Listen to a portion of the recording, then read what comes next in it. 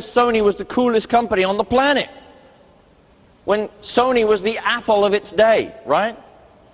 Sony fell behind the innovation curve. Where's Sony today? Does anybody remember the Sony Walkman?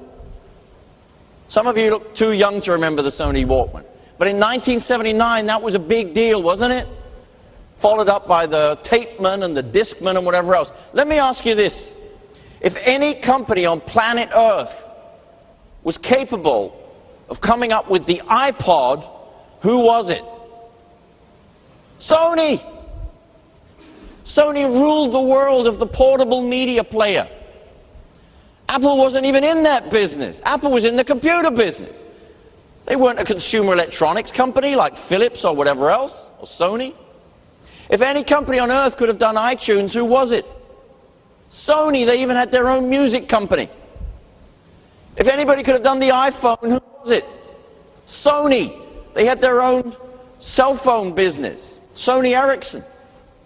Apple wasn't in the cell phone industry.